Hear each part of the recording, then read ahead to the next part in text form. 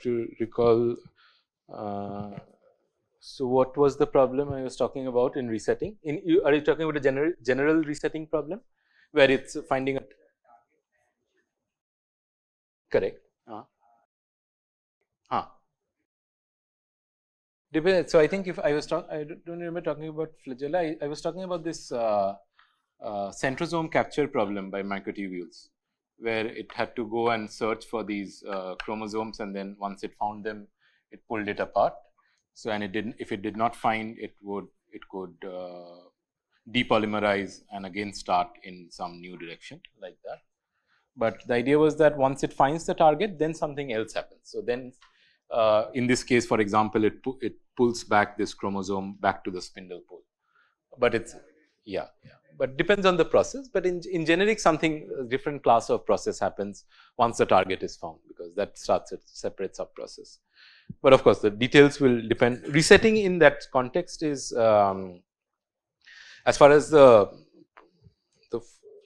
stochastic process goes, the process finishes once you have found the target. As far as the biology goes, what happens depends, of course, on the particular process that we are talking about. In this case, it just pulls it back. It pulls back the centrosomes to the chromosomes to the poles. It could capture the target and just stay there. In this case, because the aim is to segregate the chromosomes before the cell divides, one pair gets pulled to this pole, the other pair gets pulled to the opposite pole, and then the cell divides.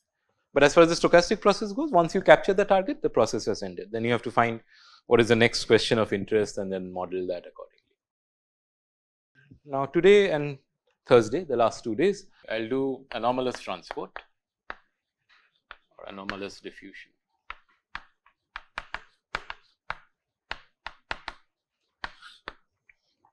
Okay. So, that is the aim. Let me just motivate that a little. So, we have been talking about, of course, diffusion, and from diffusion we have gone into master equation and this whole formalism. I just wanted to talk about a little something different. So, when we have normal diffusion, of course, you will remember that when we were doing the mean square displacement, which is the easiest measure to do as a function of the lag time, right. This went as something which is proportional to your diffusion coefficient times t to the power of alpha, right. And if alpha is equal to 1, that corresponds to your diffusive transport, right. That corresponds to your diffusive transport.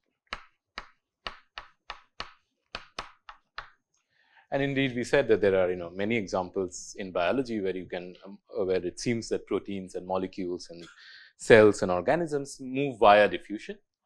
However, equally true is that there are n number of examples where that is not the case. Okay, so you'll have transport where this alpha is not equal to 1, where this alpha is not equal to 1, and that is called as anomalous transport.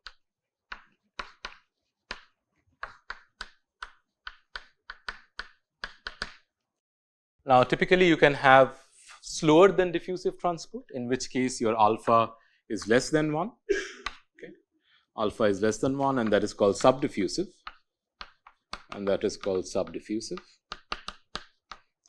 Or you could have alpha greater than 1, and that is called super diffusive.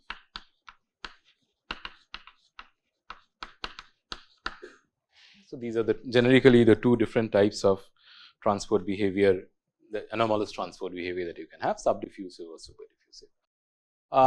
Subdiffusive transport is generically extremely common, because if you remember, we were showing the insides of cells, and the insides of cells are very crowded. Environments, right?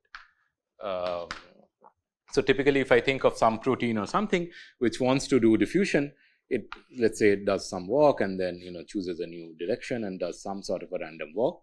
This would be in free space, but inside the cell, because it's extremely crowded, there are microtubules, there are other proteins, there are small ions, there are actin filaments, something like this. So, it wants to do a diffusion, but very often it will find itself confined or caged because of all of these other proteins and other membranes and other organelles that are there. Okay.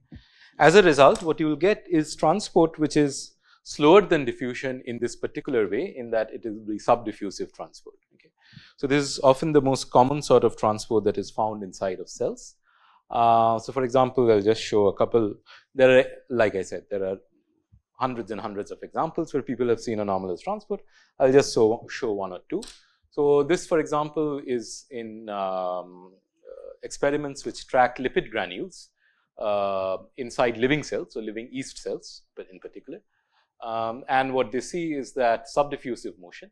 So, if you plot the mean square displacement as a function of time, the time lag, you'll see an exponent which is less than 1, 0.75 in this particular case. Okay. And these are, I think, if I remember correctly, by the two curves are because there are two different experimental techniques. I think this is by optical tweezers and this is by, so at short time scales, milliseconds and so on, it's by, I think, optical tweezers, whereas at long time scales, it's by this FRAP, maybe not FRAP, maybe FCS, but these other sort of methods that we are talking about.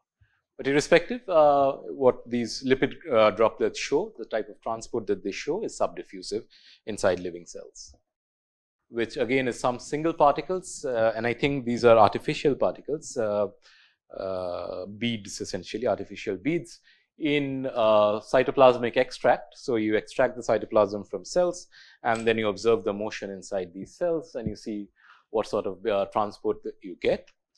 In buffer, you get, so in normal solution, essentially, you get something like diffusive transport. But then if you put it in the cytoplasmic extract, you get, in this case, super diffusion, or in this case, you get super diffusion. Okay. In this case also, you get super diffusion. I wonder why that was.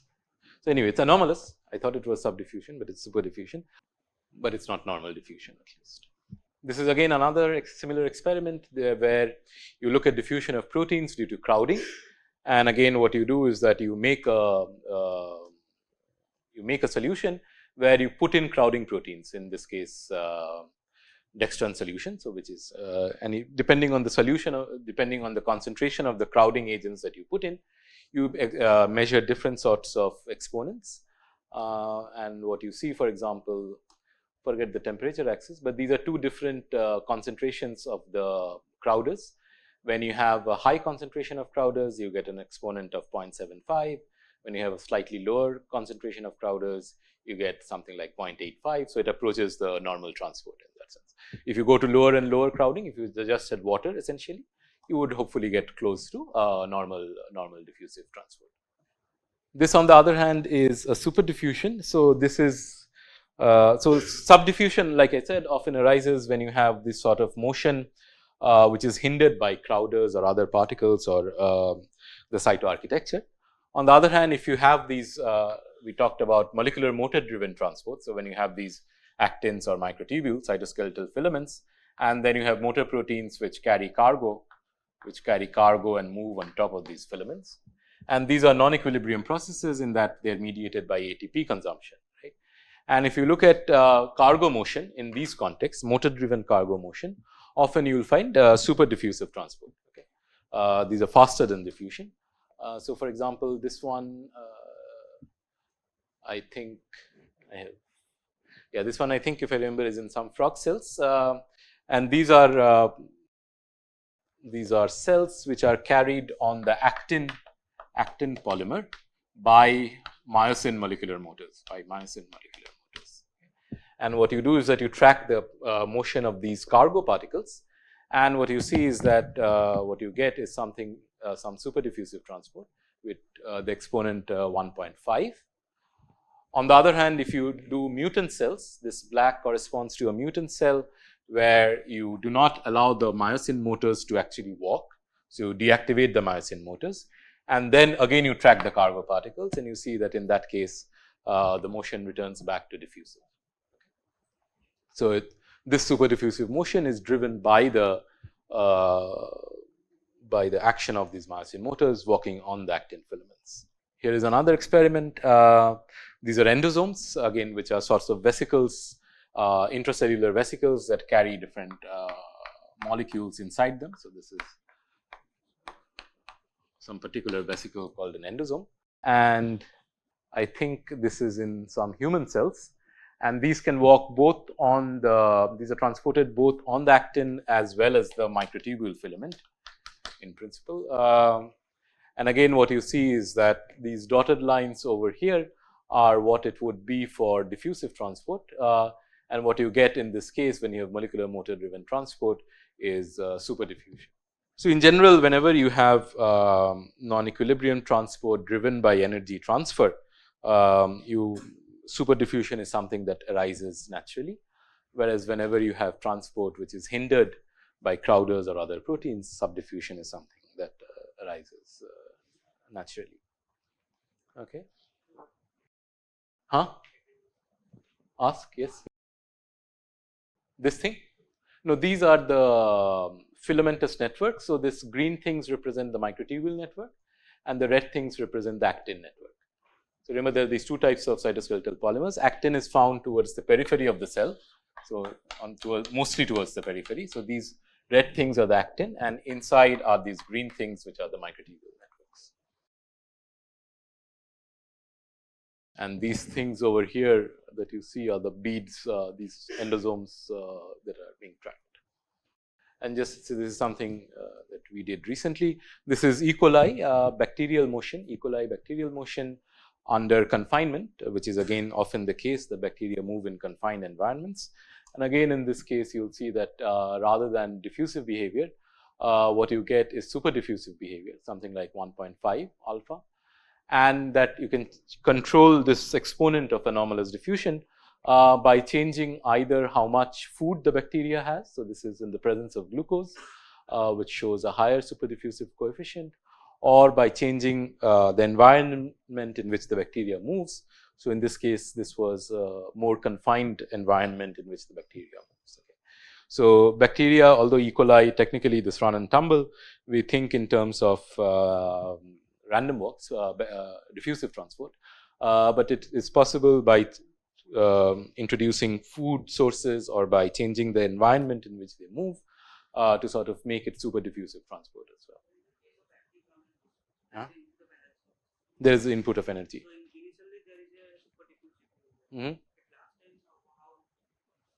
Again, depends on the sort of motion that you see. So, often you will see even in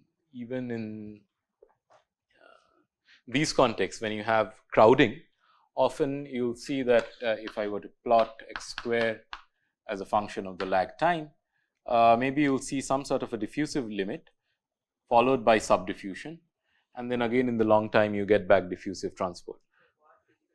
So, essentially what happens is that when you are looking at very small time scales, let us say this is the particle that I am tracking, one particular particle that I am tracking. This particle is moving at short time scales until it moves until it meets this obstacles, let us say, it is doing diffusion. Once it meets the obstacles, it sees, so that you see the signatures of this crowding in this x square, and that is this subdiffusive part. But then on the other hand, if you look at very long times, often you can think of this whole medium as some sort of effective medium, and then you recover back diffusive transport. Not necessarily, but often in these cells you will see that if you waited very long, you sometimes go back to diffusive transport. Need not be the case. You can sometimes again. So, if you start back with super diffusive transport, it is possible that you, in some cases, you recover back diffusion in long time scales, but in some cases you can actually go back again to super diffusive transport as well. So, it depends on what is the process that you are trying to model.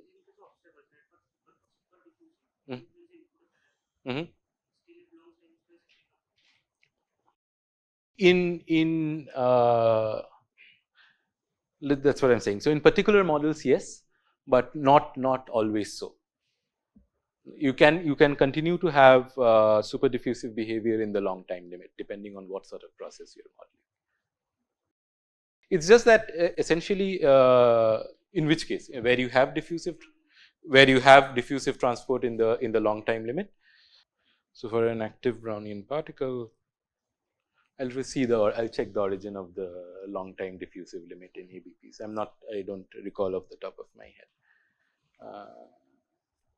but yeah, I'll check it and let you know. But in general, it depends on the type of process that you're trying to model, and that's what we'll try to sort of see today.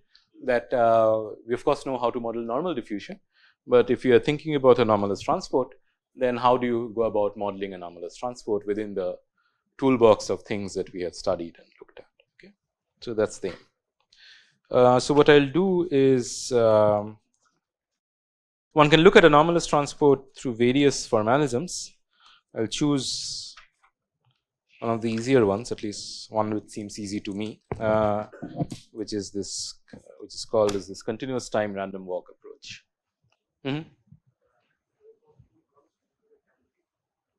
The slope of,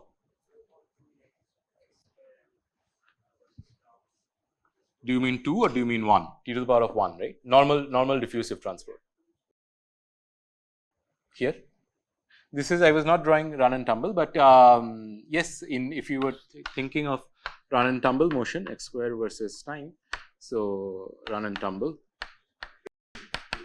often what you will see is that at very short time scales, before the tumbling time scale, you will get ballistic motion, which is x square grows as tau square, and then it will cross over to diffusion, which is, so this is alpha equal to 2, this is alpha equal to 1, and this crossover happens due to tumbles. Yes. So, if there were no tumbling, if bacteria was just moving in a straight line, that would be like ballistic transport, where you would have x square going as t square, tau square, and that is indeed seen. So, if you look at bacterial motion at very short time scales, so tumbling times are typically second, less than a second. So, if you look at x square versus time at time scales smaller than seconds, milliseconds and so on, you will see signatures of super diffusive transport even in normal.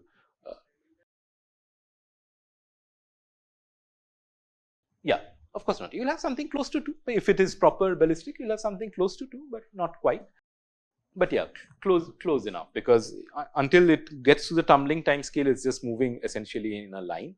There is some drift and so on, but not really a lot to change the exponent to 1. So, you close enough to 2. Yes. Because think about this, right. So, I have this bacteria, right. It's running. So, it's going like this. It's moving with some velocity, right, which means that your x is like v t, which means your x square is roughly like v square t square. So, you get a super diffusive transport.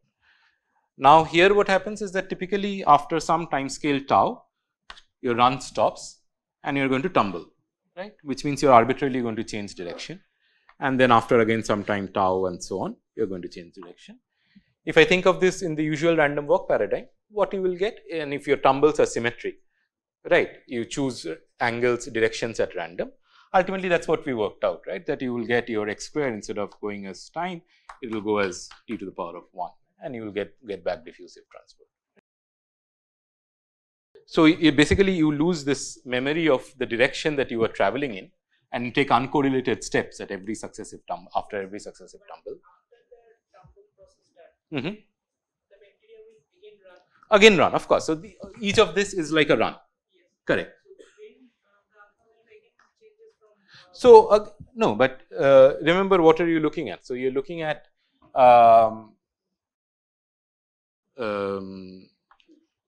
x square after a time. So, this is your start position of the bacteria, x of 0, right, and what you are looking is x of tau minus x of 0 whole square average as a function of tau, as a function of tau. Yeah. So, so this is your starting position after time tau. In one realization you have come here, in another realization you have come here, you do an average and then you get it. Okay, anybody else? So, like I said, so what we will do is this approach to anomalous diffusion using what is called as continuous time random walks. So, continuous time random walks, we call CTRW. Okay, and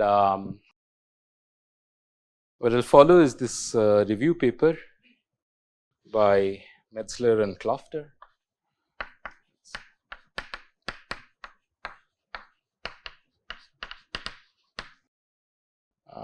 Physics Reports 2000.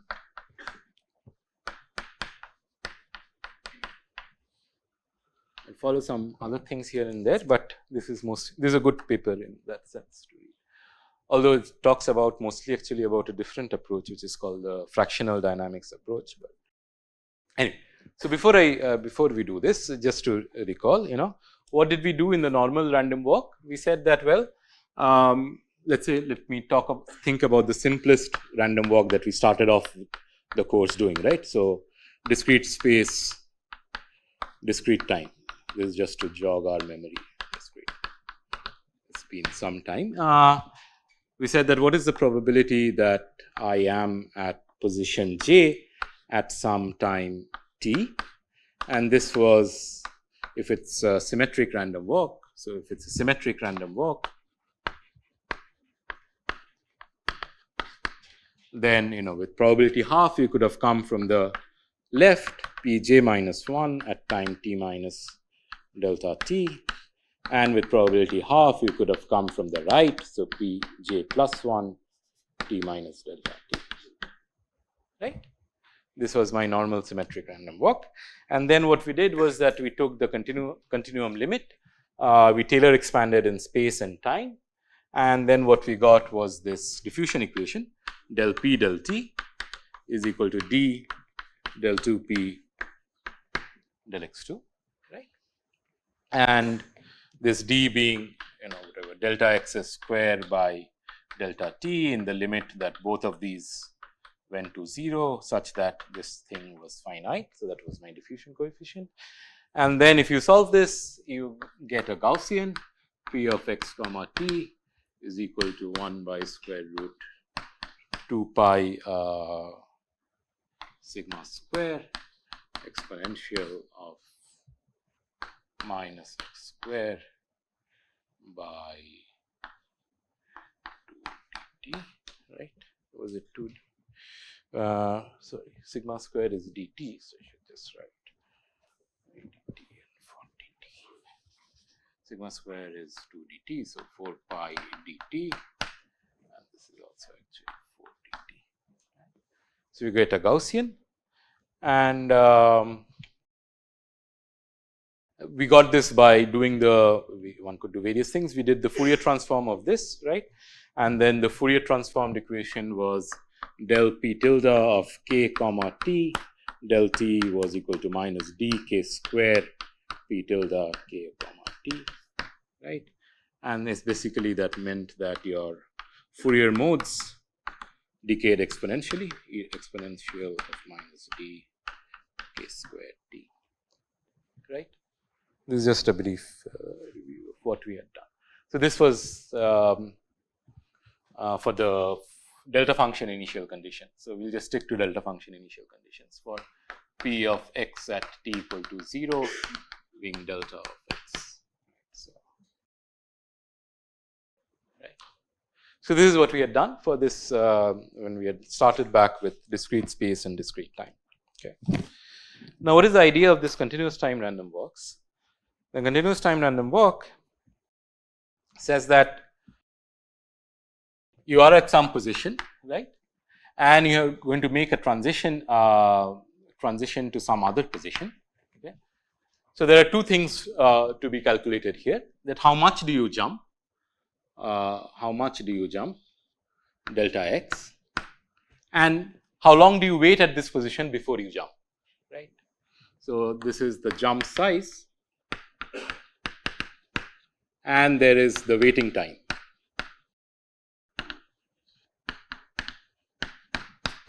Okay.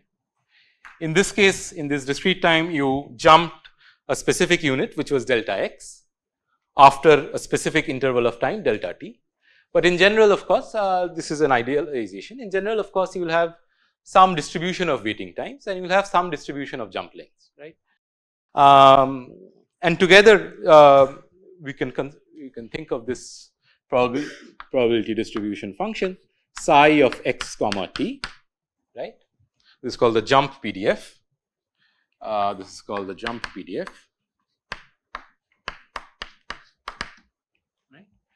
Which and what this means is that psi of x comma t dx dt is the probability that you make a jump of size between x and x plus dx in an interval of time between t and t plus dt.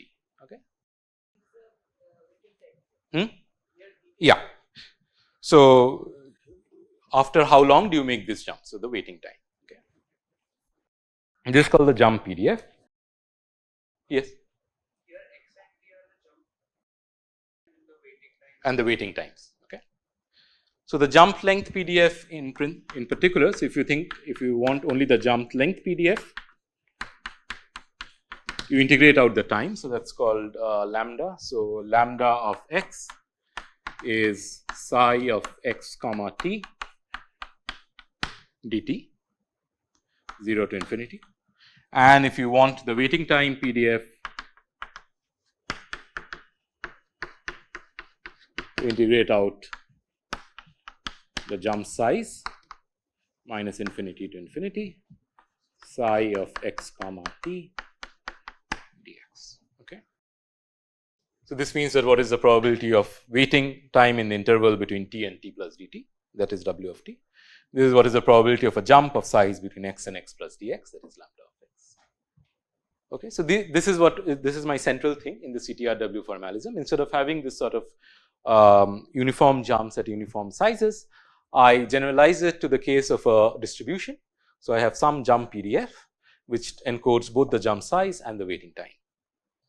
Now, of course, if these two are uncoupled, if the jump size and the waiting time are decoupled, then the psi of x t is just the product of these two, right. So, if these are uncoupled, then psi of x comma t is just lambda of x w of t, right. Or if it is not uncoupled, then you have to use conditionals. So, psi of x t is some p of x given t w of t, or the other way around, p of t given x lambda of x, right. So, for our purposes, we will just take the decoupled version, since that is easier to deal with, but people have done for coupled versions where how long you wait depends on, or how big of a jump you make depends on how long you wait, or vice versa, how long you wait depends on how big of a jump you make. So, there are papers which look at this coupled version. For our purposes, we will just look at this sort of a decoupled version where the jump size and the waiting time distributions are decoupled. Now, given these two, what is important, so you can characterize different types of CTRWs by these two quantities, which is the mean time you wait before you make a jump, right. So, the mean time you wait, let me just call that t, which is just t w of t dt 0 to infinity, right. And the variance of the jump length, let me call that sigma square, which is x square lambda of x dx minus infinity to infinity.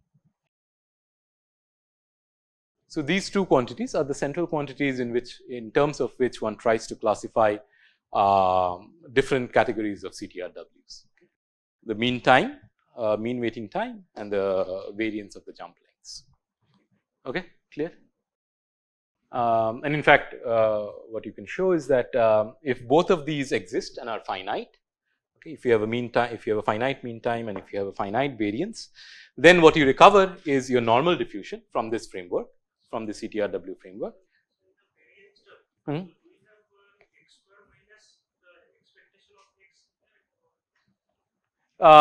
This is just the second moment, as long as the second moment exists. So, that is the thing, whether you couch that in terms of the cumulant or the bare moment does not really matter, as long as the second moment exists, right. So, actually one can show that if these two quantities, the mean time and this second moment of the jump length, these two exist and are finite, then for a process like this, so where t and sigma square are finite, exists and are finite, then you are bound to get normal diffusion, okay, where you have x square going as t to the power of 1. So, within this CTRW framework, if you choose distributions of waiting times and distributions of jump lengths such that the first moment of the time and the second moment of the length exists, in the continuum limit, you will, in the long time limit, you will always recover back diffusive transport. If on the other hand, one of these conditions is not true, then that leads to different sorts of anomalous behavior, and that's how you get to anomalous diffusion. Okay, so that's the idea. All right. So for today, I'll just do the basic setup of the CTRW, and then let's see how much we can get. So this, remember, the psi of xt we said is the probability of a jump of size between x and x plus dx in this interval t and t plus dt. The total transition probability that you have. So let's say you are at some site x, you are at some site x, at some site x. The probability that you survive at that site, the probability that you survive at that site,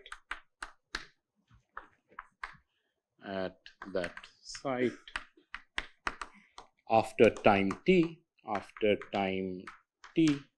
is what I call is the survival probability. So this is phi of t.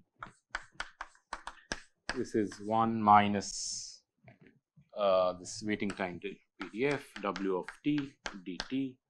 Let me call it dt w of t prime dt prime from 0 to t. So what is this saying? So w of t, remember, is the probability of the probability distribution of waiting times before you make the next jump. So if you integrate out all of these probabilities from time 0 to t, this is the total probability that you've made a transition in this time window 0 to t. Okay. So the probability that you have not made a transition and you are still at that position x that you started off with is this survival, which is 1 minus this 1 minus integral w t dt. I will use this later on. So I'm just talking about the decoupled versions in that sense. So my waiting time PDF is just this essentially. Actually, it need not even be the decoupled version. So my waiting time PDF is this, irrespective of what jump, how big of a jump I have made, right? So WT already integrates out the dx part, and then so any jump that I have made in this time window is integral WT dt from 0 to t, 0 WT prime dt prime, right? At this site where I started off from.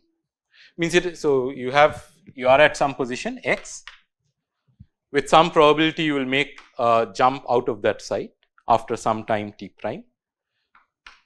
You add up all of these jumps up to some time t. Okay. If you have made a jump, you have escaped from this site. So the probability that you have not made any of these allowed jumps and are still at this site that you started off from is this survival, because this is the probability of all jumps of any size whatever in this time window 0 to t. W of a. See, what is this waiting time? This waiting time is this jump PDF integrated out over all jump sizes. So you could have jumped to here, you could have jumped there, you could have jumped there, does not matter. And if all of these jumps happened at time t, integrating out over all jump sizes gives you the waiting time that you waited t until you made a jump of any size, does not matter. Okay. So that is my W of t. So now I integrate W of t dt, W of t prime dt prime from 0 to t, which means any jump of any size that I have made in this time interval 0 to t. Okay. Therefore, if I have not made any jump at all of whatever size it is, then that means that I have stayed at whatever site I started off with. That is this survival that I have done. Okay, it will mostly work in the Fourier Laplace space. So if I think about this waiting time distribution, this you will remember, no?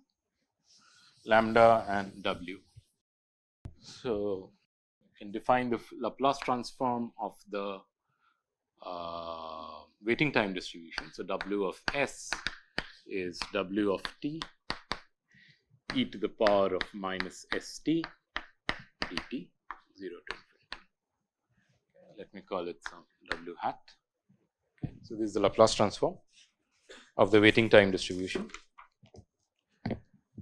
And of course, the waiting time distribution is normalized, which means that if you integrated this out, you would get 1, which means that W hat as S goes to 0 is 1. Okay. And also, of course, as you know, this Laplace transform will generate for you moments of the distribution, right. So, if you have this W hat of S, right, you expand in powers of S. So, you get minus 1 to the power of n, t to the power of n, t to the power of n, Sn by n factorial, n equal to 0 to infinity, right. And therefore, if we were looking for these moments, you could just take the nth derivative of the Laplace transform to get the appropriate moment. Just like when we were doing characteristic functions, we took the Fourier transform and then we generated moments of the spatial probability by taking the appropriate derivative of the Fourier transform, which is also something we will do here.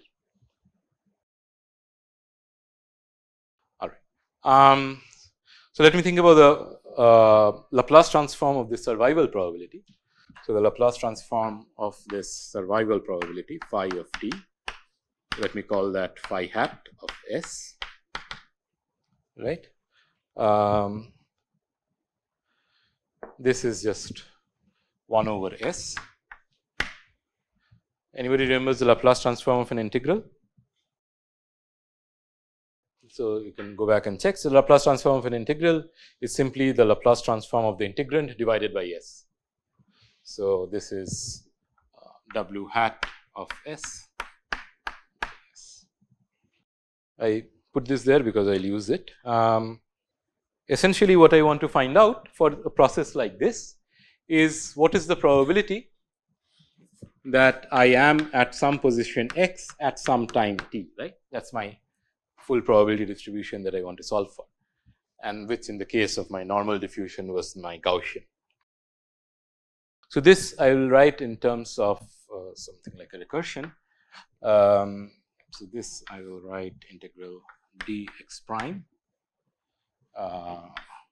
dt prime, or I call it tau, since that is what they have called, minus infinity to infinity 0 to t p of x prime comma tau, right, time the jump PDF x minus x prime t minus tau plus phi t delta of x. Okay, so let me explain this. So, I want this probability that I am at x at some time t. So, I think in terms of the last jump. So, if before the last jump I was at x prime at some time tau, okay, that is given by this probability p of x prime comma tau, and then I have to reach at that position x comma t. So, I make a jump of size x minus x prime after waiting a time t minus tau, right. Then I will reach from tau, I wait a time t minus tau. So, my total time is t and I have reached a position x, right. I integrate out over all dx prime, all d tau prime. What is possible or not possible will be given by this jump PDF. If you had a discrete space, discrete time, then this would be delta functions with just one lattice constant and so on. But irrespective, whatever is the physical process is encoded in this jump PDF. In principle, I have dx prime from minus infinity to infinity and 0 to time. That is this part, and this part is my initial condition. So, if I have started with the initial condition delta of x at time t equal to 0, I can continue to be there if I have not made any jump out of that site, and the probability that I have not made any jump out of a site is phi of t. So, that is phi of t times my initial condition delta of x. Is this okay? This phi of t delta of x. So, I want to be at this position x at some time t. I could be at some x prime at some time tau, and then I have to make this jump x minus x prime after waiting some time t minus tau. Or it could be that this is where I had started out from, my process had started out from here. So, my initial condition that I take So, whenever I am solving I need an initial condition. So, the initial condition that I take is that P at x at t equal to 0 is delta of x, okay. And then I can continue to be a delta of x without having made any jump by this survival probability, which is this phi of t. Let me just write this phi of t somewhere. Phi of t equal to 1 minus integral w of t prime dt prime 0 to t, and therefore phi hat of s is 1 minus w hat of s by s, okay. I mean, if you this is of course I am doing the 1D version, you can do for any version. I am doing on an infinite domain. So, your x goes from minus infinity to infinity, right. So, these jumps can in principle go from anywhere to anywhere. That is the jump size. So, you were at x prime and you need to go to x. So, therefore, the jump that you can make is x minus x prime. That jump can be either in the forward direction or in the backward direction, and it can be as large as your jump PDF allows. If your jump PDF allows infinitely large jumps, either in the positive or in the negative, that leads to these two limits minus infinity to 1. If this is in a bounded domain, of course, you would put minus L to L, but you can encode that in the psi itself, that whatever is your actual problem, you can encode that in the jump PDF. Generically, it is all of space. Now, instead of working with these, instead of working with this probability in real space and real time, it's mathematically easier to work with it in the Fourier Laplace transform of it. So, you Fourier transform space and you Laplace transform time, and let me call that P of Ks, okay. So, instead of x, I Fourier transform space, I Laplace transform time, and I don't know, something, some whatever, I don't know what I use for what, or I can just keep it as Ks. So, when you see Ks, it's the transformed version. So, this is dx dt minus infinity to infinity, 0 to infinity, right, P of x comma t e to the power of minus I k x e to the power of minus s t. So, this is my Fourier Laplace transform of the probability distribution, and you can now work in terms of the this PKS instead of this PST. It just turns out that the maths is easier.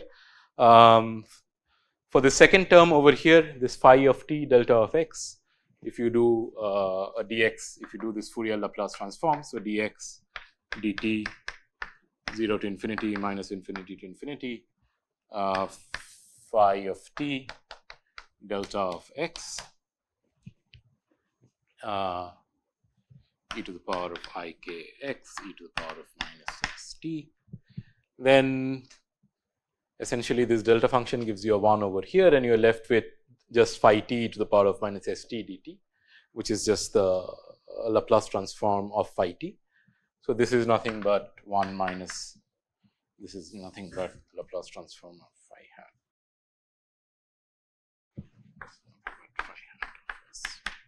Right. For this first term over here, you have this e to the power of minus I k x and e to the power of minus s t, and you have tau here and a t minus tau there. So, you can break this up into e to the power of minus s tau and e to the power of minus s t minus tau.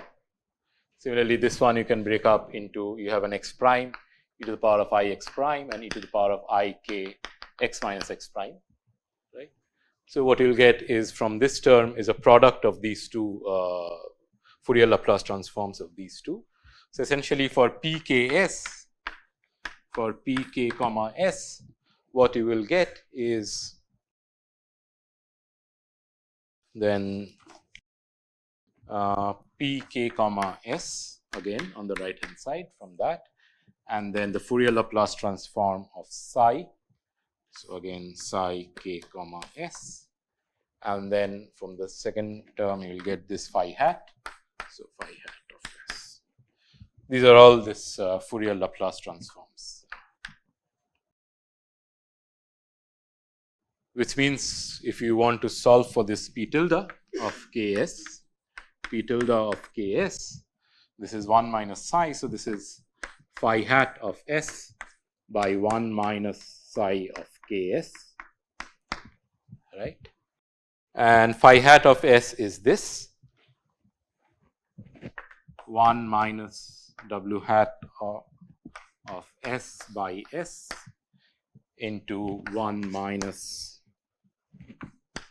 if I now use a decoupled version where the jump length and the waiting time distributions are decoupled, then I will get some lambda of k w hat of s. Okay.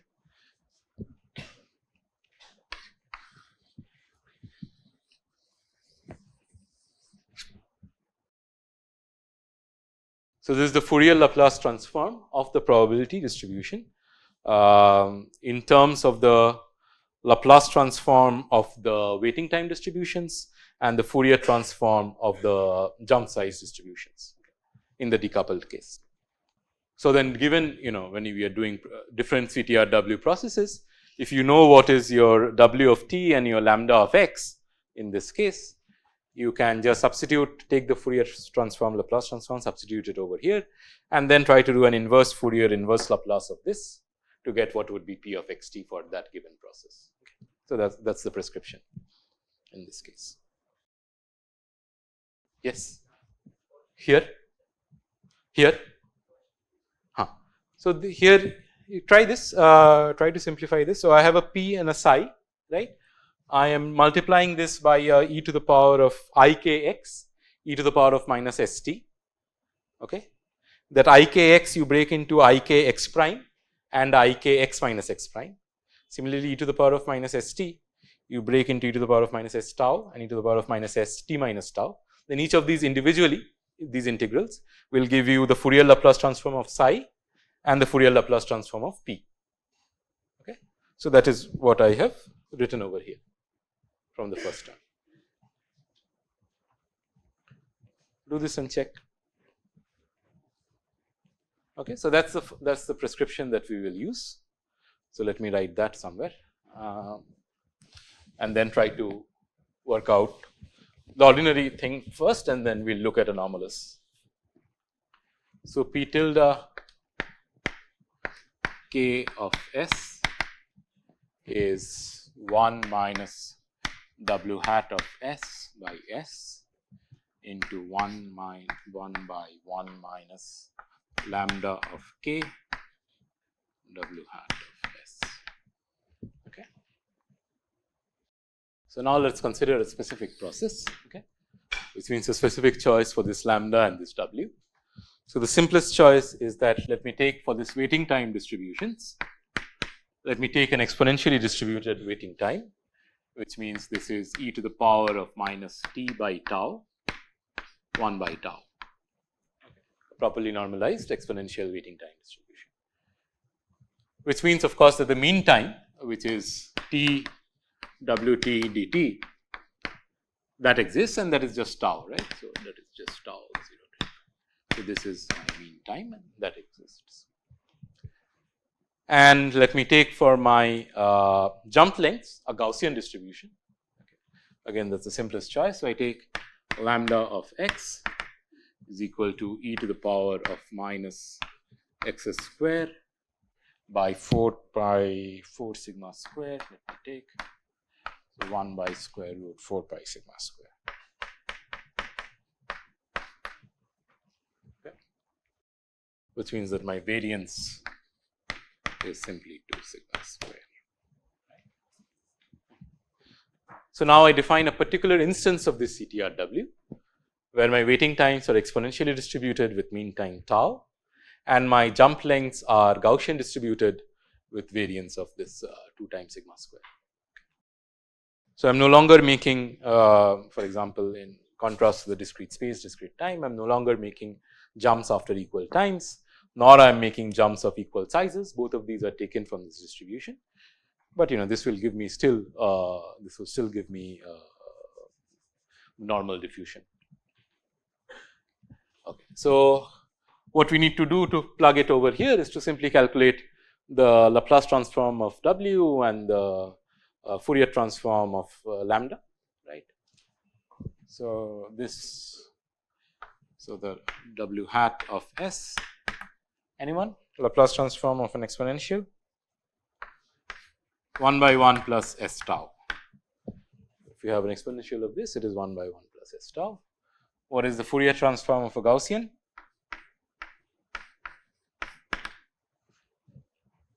Anyone?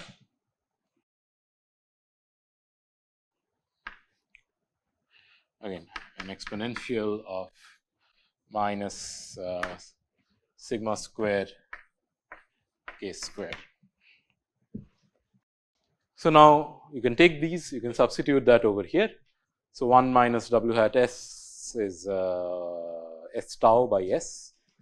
So, that is just tau. So, if I am writing P tilde K S, that is S tau by S, and then 1 minus 1 by 1 minus the product of these, and for these I will just take the lowest order 1 minus sigma square k square, and then 1 minus S tau, and this is tau by sigma square k square plus S tau, or this is 1 by S plus sigma square by tau k square. Which one?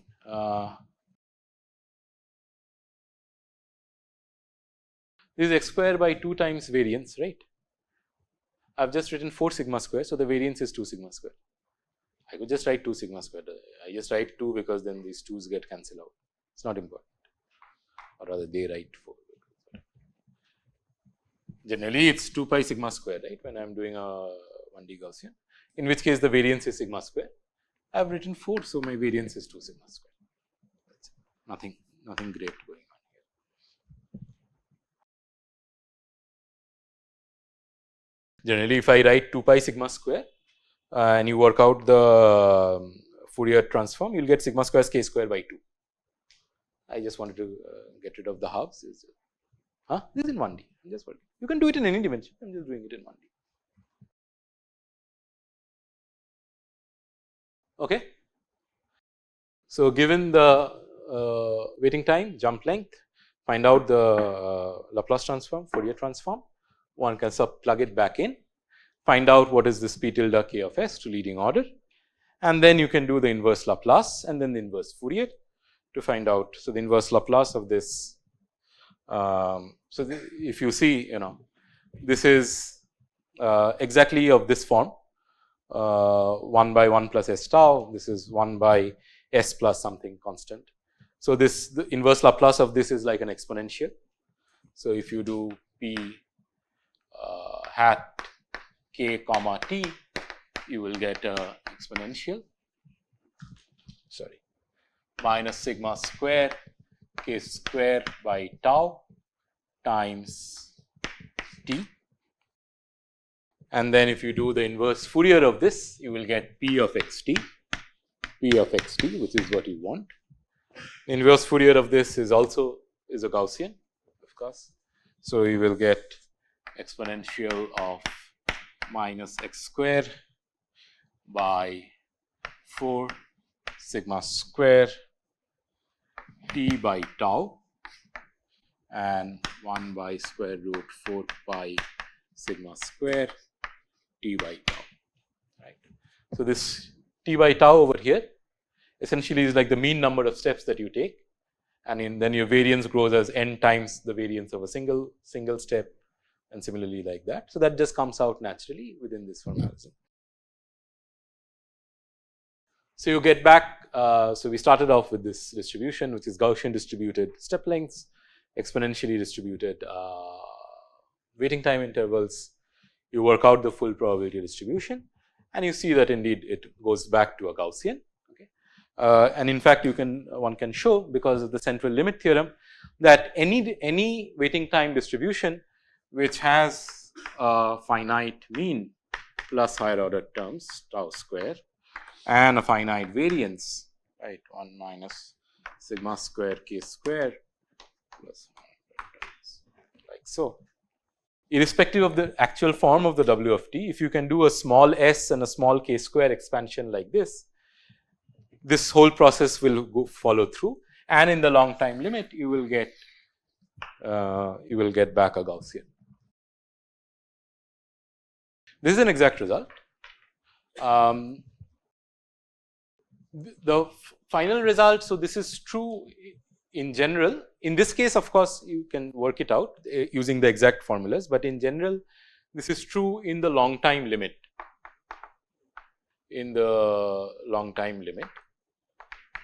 So, it is true that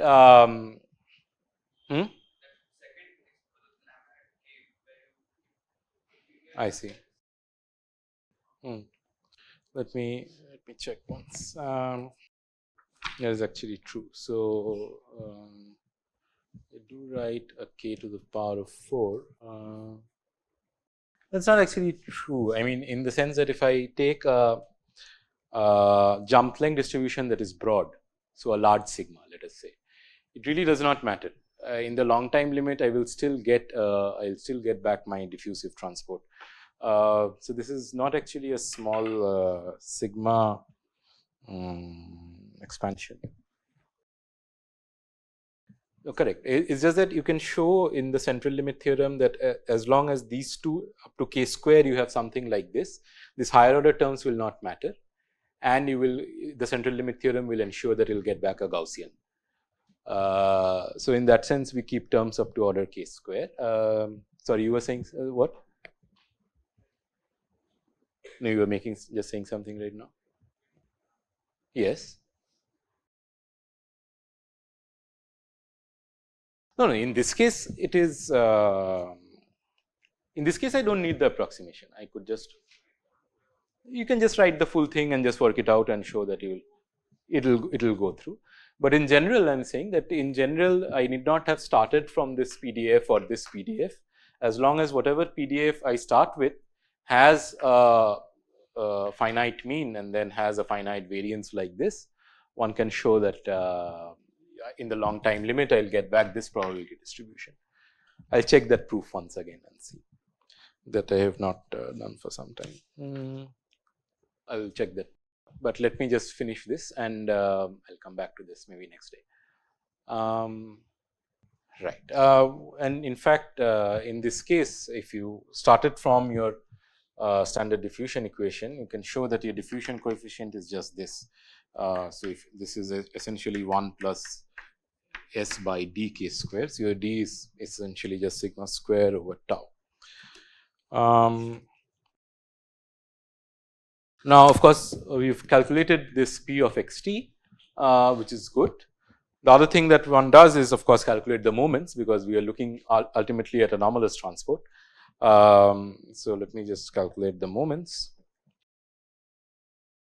for this particular case, but let me just get if I need any of this, I will write it back. So, the nth moment, so the nth moment as a function of time, which is essentially your average of xn t, right.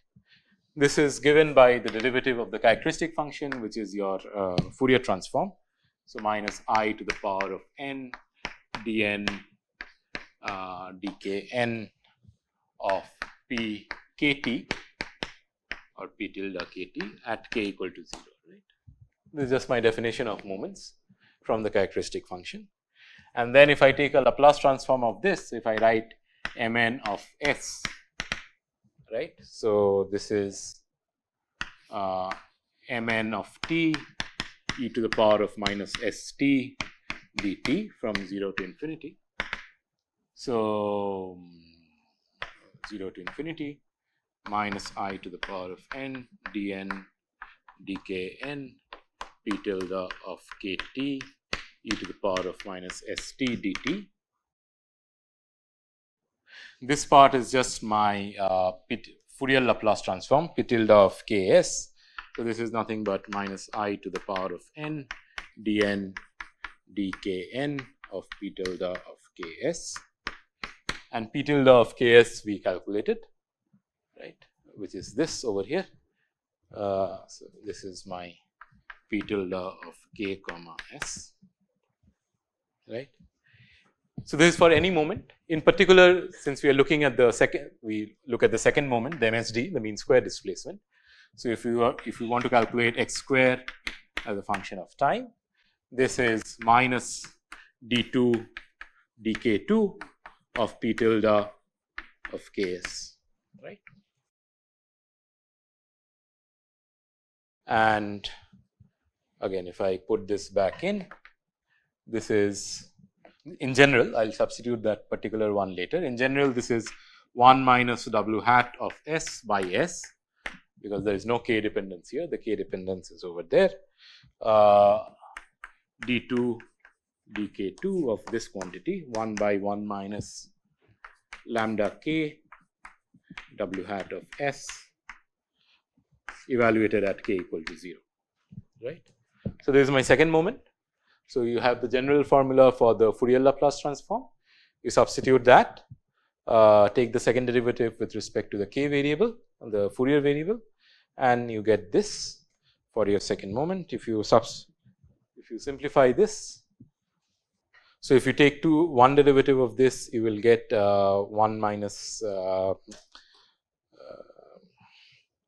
this thing, and then a d lambda dk, which is your first moment of the jump, and then you will get so d2 dk2 of this quantity 1 by 1 minus lambda k w hat of s is this thing whole square 1 minus lambda k w hat of s whole square, and then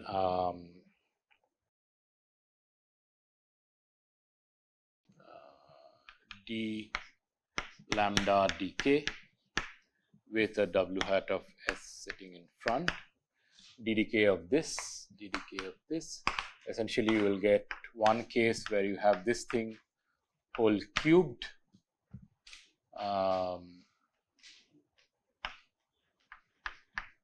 d lambda dk, and another case where you will have this thing whole square, no, this is d lambda dk square and d2 lambda dk square, right. You can just work it out essentially. Yes, it's the same thing, that is what I am calculating, right, because I am calculating x square of t. That was independent of time. No, what do you mean? I have x square of t, that is a function of time, right? Oh, that is a single step variance. This is for the process where you have taken many steps, right? After some time t has elapsed. So, your jump length distribution was lambda of x, right, which means what is the distribution, what is the probability that you make a jump of size x, or between x and x plus dx technically in a single jump, and the variance of that x square of this was my sigma square. So, this is what is the mean size or the mean variance of a single jump, but then you make many jumps, and that of course is x square as a function of time, right. In which line are you saying, over here? No, so let me be first clear. So, are you talking about this sigma square over here? Sigma, so I have said that my psi of xt is decoupled, in that I have written this as the product of two distributions lambda of x, w of t, which means that the size of the jump is independent of the waiting time, right. So, therefore, when I say what is the typical variance of the jump, that is independent of how much time I have waited, and therefore, I say my sigma square is simply x square lambda of x dx. In general, of course, need not be the case. If you had coupled distributions like I was saying, then it would depend on how long you have waited. Yeah, essentially. Definitely, because your psi xt is normalized. So, of course, that is good. Okay, so where was I? I was doing the second derivative, and if you do this carefully, and which I don't have time, maybe I'll do next day, but ultimately, let me just write the results since I'm writing this. You can show that your second moment, so x square as a function of time, x square as a function of time is w hat s by s 1 minus w hat s average L square plus 2 w hat s whole square by s into 1 minus w hat s whole square average L whole square. Okay. Where do I get this from? This average L is essentially d lambda dk, because that is the first derivative of the characteristic function, the mean, and therefore, square of this is the square of this mean jump size, single step jump size. The second derivative is my second moment of the single step jump size. So, that is I call it as L square. All of these are evaluated, remember, at k equal to 0, and which is why I do not have any lambda k over here, because lambda of k equal to 0 is equal to 1. This is my normalization condition in Fourier space.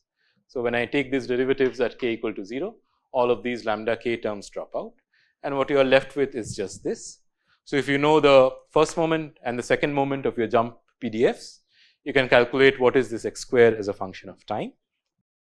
In this case, for this process that we had, your w hat of s, your mean L was 0, because you had a symmetric Gaussian. Your L square was 2 sigma square, and your w hat s, remember, was 1 by 1 plus s tau, if I use the exact expression. So, if I just substitute that over here, what I will get is I will get x square as a function of time is this will cancel out. So, s into s tau. So, 1 by s square tau into L square, which is my sigma square over here. So, 2 sigma square. Okay. And then if I take the inverse Laplace transform of 1 by s square is simply time. So, this is actually in s. So, if I take the inverse Laplace transform, I will get 2 sigma square by tau into t. Okay. Sigma square by tau is my diffusion coefficient. So, I will simply get 2 dt, which is what I should have got, given that I have a Gaussian distribution over there. So, I will stop, but essentially what we have done is that what this CTRW formalism allows you to do is that it gives you a generic pathway by talking in terms of this jump length and this waiting time distribution to recover different classes of transport. If you put in processes with a finite waiting time and a finite variance, you will recover back normal diffusion, which is what we have done over here, but you need not do that, and that is what we will do next on Thursday. We will substitute some other distributions over here, and one can show that different choices of this distribution give rise to different types of anomalous transport over here. Okay. And if I have time, I will show you how to write them, the master equation corresponding to these processes. So, which one? This thing over here? 2 dt, yes. So, how are you defining your run and tumble? I mean, well, all of this is standard Brownian motion, in fact, right? With waiting time.